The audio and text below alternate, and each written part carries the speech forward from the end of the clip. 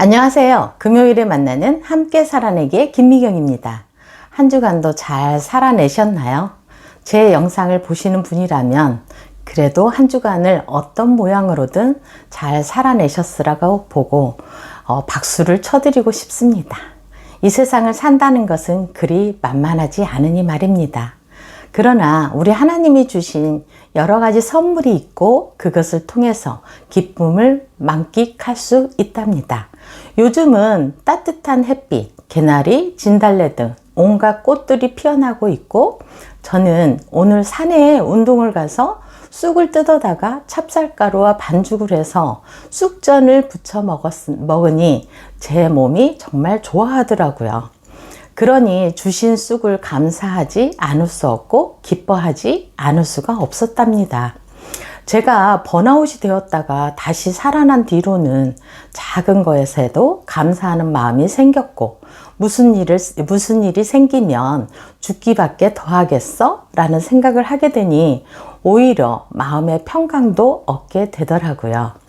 오늘은 나르시시스트 9번째 이야기로 심리치료사인 샌디 호치키스의 나르시시즘의 심리학 중에서 나르시시스트 왕국에서 살아남기라는 내용을 소개하려고 합니다.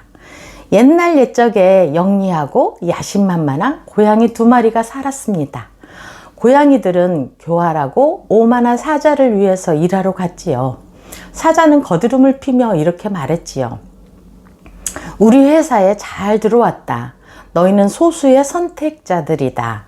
우리는 최고가 아니면 일하지 않아. 우리는 아주 중요한 일을 하고 있고 회사의 명성을 지켜나가야 하니까 말이야. 열심히 일해라. 그러면 나의 영광을 너희도 누리게 될 거다. 하지만 나를 실망시켰다간 꼬리를 잡고 질질 끌어내서 쫓아버릴 테니까. 2마리 고양이는 사자 밑에서 일하게 된 행운에 대해서 잔뜩 들떠 있었습니다. 그들은 사자를 기쁘게 하고 일을 잘 해낼 자신이 있었거든요. 고양이들은 고개를 한껏 치켜들고 의기양양하게 걸었습니다. 다른 고양이들보다 조금은 우쭐해진 기분이었죠. 하지만 이 고양이들은 사자가 주는 보상이 아주 짜고 일하는 시간은 엄청나게 길다는 말은 아무에게도 하지 않았습니다. 중요한 것은 사자님이 이끄는 중요한 회사에서 가치를 인정받고 있다는 점이 아니겠어요? 윤기나는 검은 털을 지닌 고양이는 이렇게 말했습니다. 나는 여기서 멋진 미래를 만들 거야. 물결무늬 고양이도 맞장구를 쳤지요. 아무렴 이건 내가 꿈꾸던 바로 그 일이야. 2마리 고양이는 아주 열심히 일했습니다. 사자를 기쁘게 해주려고 항상 최선을 다했지요.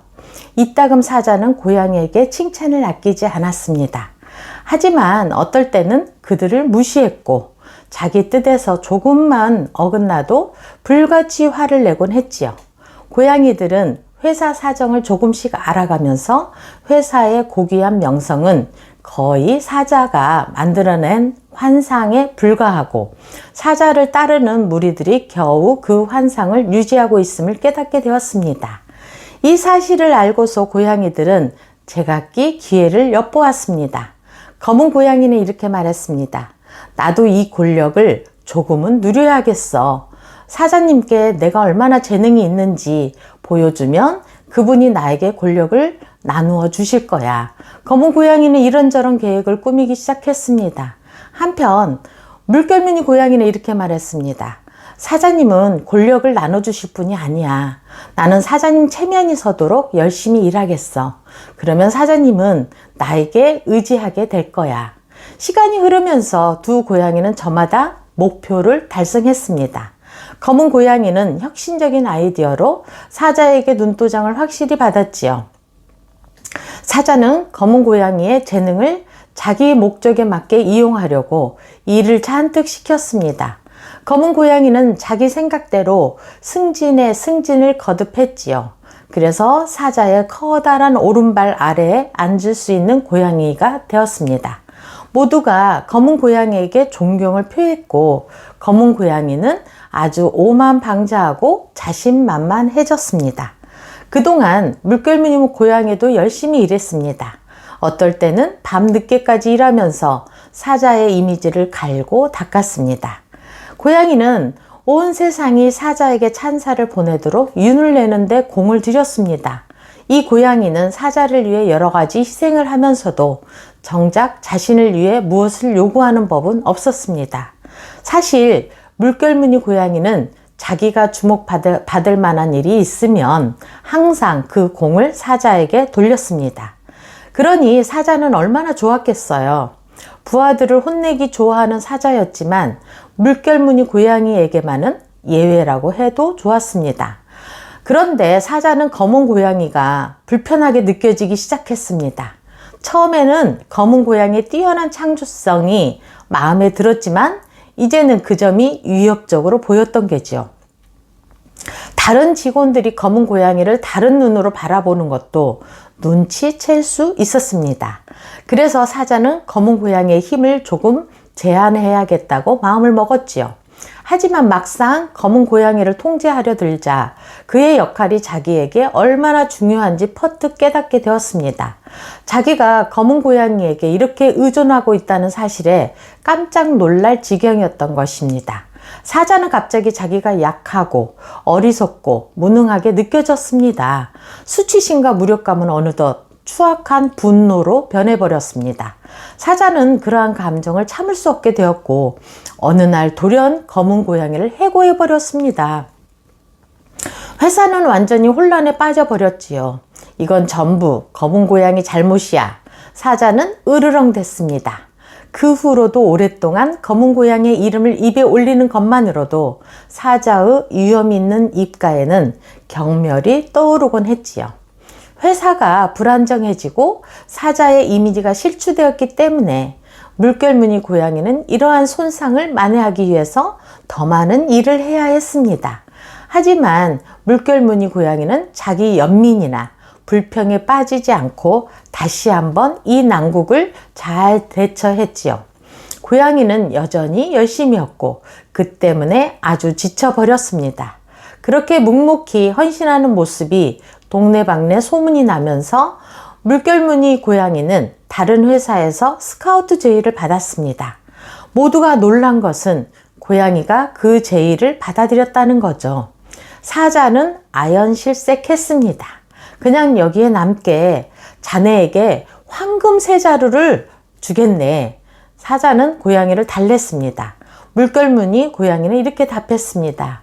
정말 품이 넓으시군요. 하지만 이제 저도 회사를 옮길 때가 됐지요. 결국 고양이는 일도 편하고 정시 퇴근이 가능한 회사로 직장을 옮겼습니다. 지금까지 이야기를 들으시면서 여러분은 어떤 생각이 스쳐 지나가시나요? 우리는 나르시시스트 왕국에 들어갈 때 흥분이 고조되는 것을 느낄 수 있습니다. 우리에게는 누구나 나르시시즘이 있어서 그 자기애적 욕구로 인해서 그 환상의 공간으로 들어가지만 결국 나르시시스트 왕국에서 검은 고양이의 운명과 똑같이 될 수 있습니다. 생존할 수 있는 사람, 심지어 나르시시스트의 권력 세계에서 패권을 쥘 수도 있는 사람은 물결무늬 같은 사람입니다. 이들은 나르시시스트에게 위협적이 되지도 않고 수치심을 불러일으키지도 않으며 시기심도 경멸감도 자아내지 않습니다.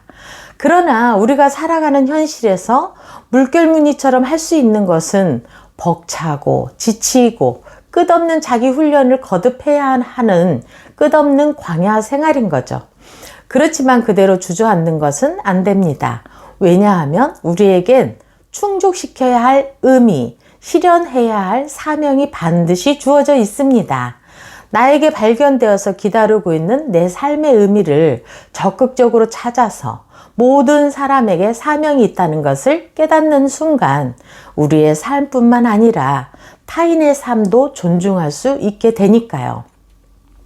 작은 것부터 의미를 찾아내는 일을 하신다면 분명 어느 순간 물결무늬 고양이의 지혜와 인내와 버티기가 생기실 거라고 생각합니다. 함께 살아내기 위해서 응원하겠습니다. 지금까지 시청해 주셔서 감사드리고요.